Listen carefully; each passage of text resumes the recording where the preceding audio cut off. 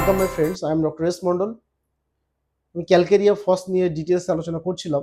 First পার্টে calcarea ফসের introduction, adaptability, sphere of action, aggravation, evolution, physical general symptom এবং mental general symptom, এগুলো নিয়ে ডিটেলস আলোচনা করেছি।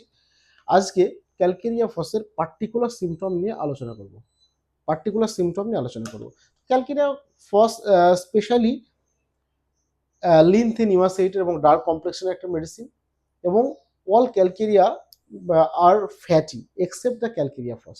সমস্ত ক্যালকেরিয়াই কিন্তু ফ্যাটি, মোটাসোটা, থলথলে চেহারা, কিন্তু ক্যালকেরিয়া ফস হচ্ছে লিন থিন ইমাসেটেড, এটা আমরা জানি। এবং ডিউরিং ফার্স্ট এবং সেকেন্ড ডেন্টেশন এর খুব ভালো অ্যাফেকশন আছে with diarrhoea and great flatulent, পেটের একটা অ্যাবডোমিনাল কমপ্লেন থাকে এবং ডায়রিয়া লাইক সিমটম থাকে। স্পেশালি গার্লস বা মেয়েদের ক্ষেত্রে অ্যাট পিউবার্টি যখন টিনেজার্সে পা দিচ্ছে, কিশোর থেকে যৌবনে যখন পা দিচ্ছে, ঠিক সেই সময়ে গার্লসদের পিউবার্টির সময়, এবং এবং স্পেশালি অন দ্য অ্যানিমিক গার্লদের পিউবার্টির ক্ষেত্রে যখন মুখে বিভিন্ন অ্যাকনি দেখা দিচ্ছে, তাদের ক্ষেত্রে এই মেডিসিনটা খুব গুরুত্বপূর্ণ কাজ করে। এবং যে সমস্ত মেয়েরা বা ছেলেমেয়েরা খুব অল্প বয়সে দ্রুত লম্বা হয়ে গেছে, খুব অল্প বয়সে হঠাৎ করেই লম্বা হয়ে গেছে, টল উইথ গ্রোয়িং র্যাপিডলি, খুব অল্পতেই বা অল্প দিনেই হঠাৎ করে লম্বা হয়ে গেছে, টল গ্রোয়িং র্যাপিডলি, তাদের ক্ষেত্রে এটা বেশি কাজ করে। তো প্রথমে আমরা আসি হেড সিমটমে। কি? School girl headache. প্রথমে যে সিমটমটা বলতে হবে, স্কুল চিলড্রেন বা স্কুল গার্লদের যদি হেডেক হয়, বা স্কুলে যারা যায় তাদের সেই সমস্ত ছেলে মেয়েদের যদি হেডেক হয় এবং পিউবার্টি, তাদের ক্ষেত্রে খুব কমন মেডিসিন হচ্ছে calcarea FOSS, the number one. এবং এর সঙ্গে আরও কয়েকটা মেডিসিন আছে, ন্যাট্রামিউর এবং psorinum, also use in case of the school girl headache. এগুলো ছাড়াও হেড সিমটমে আরেকটা খুব গুরুত্বপূর্ণ, সেটা হচ্ছে যদি যেহেতু ক্যালকেরিয়া ফস একটা বনি ডেভেলপমেন্ট বা বোন সল্ট হিসাবে কাজ করে, সেই জন্য যদি মাথার যে সুচারগুলো থাকে, সেই সুচারগুলো যদি ঠিকঠাকভাবে ফিউজ না হয়ে যায়, ঠিকঠাকভাবে বন্ধ না হয়ে যায়, রিমেন্স ওপেন থাকে, তাহলে সেই সমস্ত পেশেন্টদের ক্ষেত্রে কিন্তু এই সুচারের যে সুচারগুলো ঠিকঠাক ওপেন যাদের না হয়, তাদের ক্ষেত্রে সুচারগুলো প্রপারলি ঠিক করার জন্য বা প্রপারলি বন্ধ করার জন্য বা একদম বনি ডেভেলপমেন্ট করার জন্য কিন্তু এই ক্যালকেরিয়া ফস কিন্তু কমনলি ইউজ করা হয়।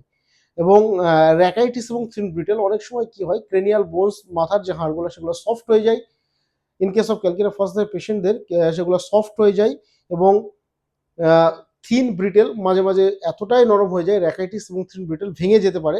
তো সেগুলোকে, সেই হাড়গুলোকে বা ফ্রন্টালিগুলো যেগুলো ওপেন থাকে সেগুলোকে বন্ধ করার জন্য, হাড়গুলোকে শক্ত করার জন্য, এবং এই যে ডিফেক্টিভের যে নিউট্রিশনের প্রবলেম থাকে সেটাকে ঠিক করার জন্য, এবং তার সঙ্গে মাথার যন্ত্রণা, স্কুল গার্ল হেডেক, মাথার যন্ত্রণার জন্য কমনলি কিন্তু এই মেডিসিনটা ইউজ করা হয়। তাহলে এটা গেল হেড সিমটম। আফটার দ্যাট আমরা মাউথ সিমটমে যদি থাকি, সেখানে আমরা দেখব যে ডেন্টেশন, বা যেহেতু একটা calcarea FOSS is a great medicine for developmental delay, সেই ক্ষেত্রে আমরা ডিলেড ডেন্টেশন বা ডিউরিং টিথিং সমস্ত কষ্টগুলা ডিউরিং ফার্স্ট এবং সেকেন্ড ডেন্টেশনের সময় এই সমস্ত কষ্টগুলা দেখা দেয়, এবং টিথিংয়ের সময় সমস্ত কষ্ট অ্যাগ্রাভেশন করে। এবং ডিলেড টিথিং, যাদের ক্ষেত্রে দাঁতগুলো অনেক দেরিতে ওঠে, অনেক দেরিতে হাঁটতে শেখে, তাদের ক্ষেত্রে এই ধরনের মেডিসিনগুলো কমনলি কিন্তু ইউজ করা হয়। Develop slowly and rapid decay of the teeth.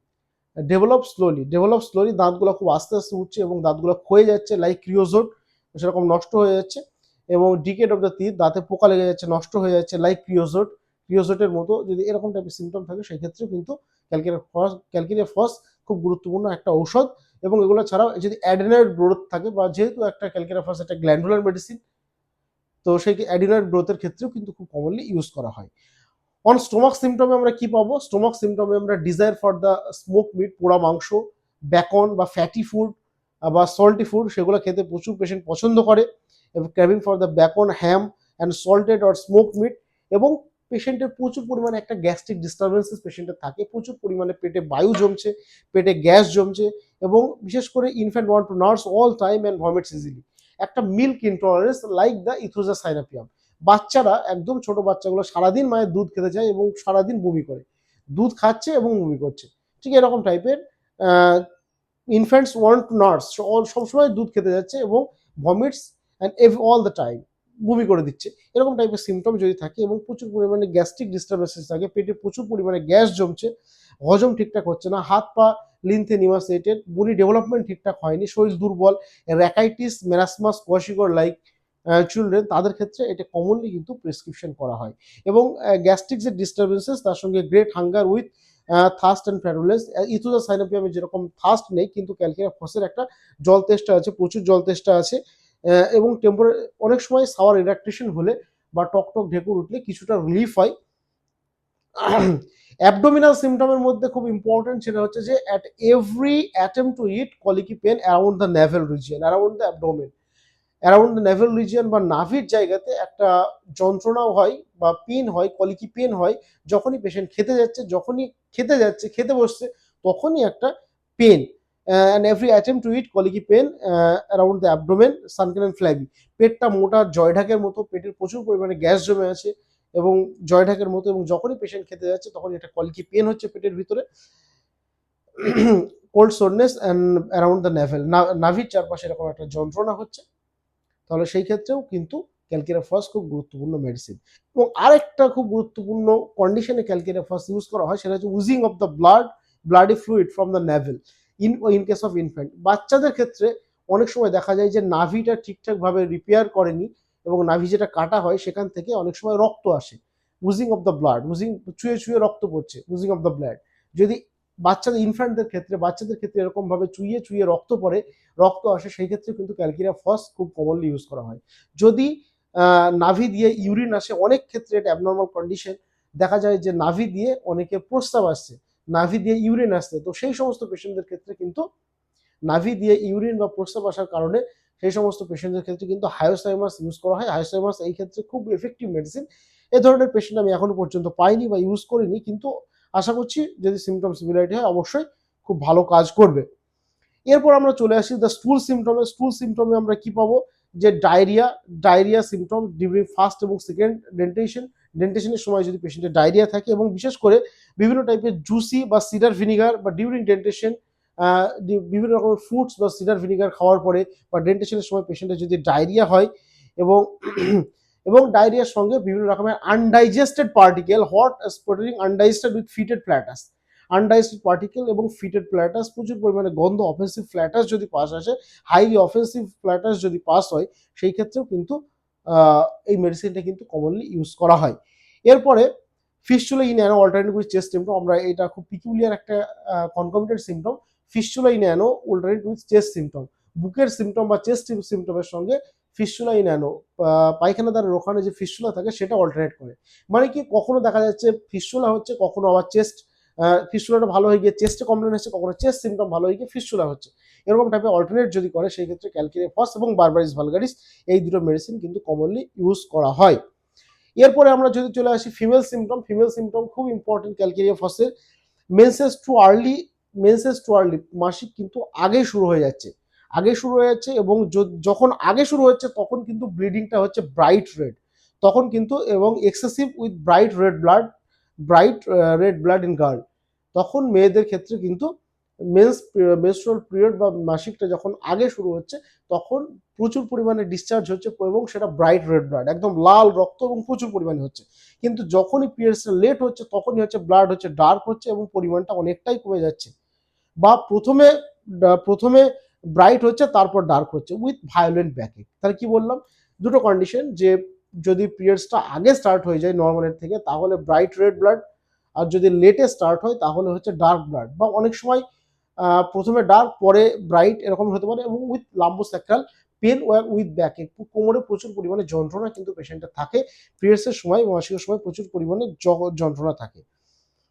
এবং এগুলো ছাড়াও সেক্সুয়াল এক্সাইটমেন্টের যে সিমটমগুলো, নিম্ফোম্যানিয়া বা ডিউরিং ল্যাকটেশন একটা সেক্সুয়াল এক্সাইটমেন্ট পেশেন্টের থাকে, ল্যাকটেশনে সেক্সুয়াল এক্সাইটমেন্ট পেশেন্টের থাকে, এবং এগুলো ছাড়াও একটা ইউটেরাইন রিজিয়নের একটা উইকনেস বা সেক্সুয়াল এক্সাইটমেন্ট থাকে like the Platina, and after the prolong nurse leucorrhoea white of egg, পেশেন্টের একটা উইকনেস, প্রচুর পরিমাণে বাচ্চাদের দুধ পান করানোর ফলে বা প্রচুর পরিমাণে লিউকোরিয়া, এবং লিউকোরিয়ার ক্যারেক্টার এরকম হোয়াইট অফ এগ মনে হয় ডিমের যেরকম সাদা অংশ যেরকম থাকে ঠিক ওই রকম সাদা, থকথকে সাদা লিউকোরিয়া পেশেন্টের থাকে, leucorrhoea like white of egg, and which aggravation from the morning, সকালে সমস্ত কষ্ট বাড়ে, and child refuses child refuses the breast milk test salty, বাচ্চা মায়ের দুধ পান করতে চায় না, বাচ্চা মায়ের দুধ পান করতে চায় না কারণ মিল্কের যে টেস্ট সেটা বাচ্চাদের ক্ষেত্রে অনেক সময় সল্টি লাগে। এটা একদম বাচ্চারা তো সেটা বলতে পারবে না, যারা একটু মানে বড়, যারা মোটামুটি কথা বলতে পারে তারাই এই কথাটা, এই ধরনের সিমটমগুলো আমাদেরকে দিতে পারে। এই যে লাম্বোস্যাক্রাল ব্যাকএক, যদি পেশেন্টের যদি কোনো পেশেন্টের সার্ভাইকাল মানে পাইলস উইথ ব্যাকএক থাকে, যে অর্শ এবং তার সঙ্গে ব্যাকে কোমরে যন্ত্রণা, সেই ক্ষেত্রে আমরা অবশ্যই অ্যাসকুলাস কিন্তু প্রেসক্রিপশন করব। যদি কোনো পেশেন্টের cervical pain with lumbosacral pain, সেই ক্ষেত্রে অবশ্যই আমরা সিবিসি ফিভার কথা একবার ভাববো। দিস ইজ ইম্পর্টেন্ট সিমটম এগুলো। এরপর আমরা চলে আসি রেসপিরেটরি সিমটম। আমরা ইনভলেন্টারি সাইন, যেটা due to the some mental grief or mentally shock, disappointed love, এগুলো থেকে হয়, like ignatia and which amelioration by lying down and pain in the lower left লাংয়ে যদি কোনো অ্যাফেকশন হয়, সেই ক্ষেত্রেও কিন্তু এই মেডিসিনটা ইউজ করা হয়। এরপরে চলে আসে আমরা নেক অ্যান্ড ব্যাক রিজিয়নে।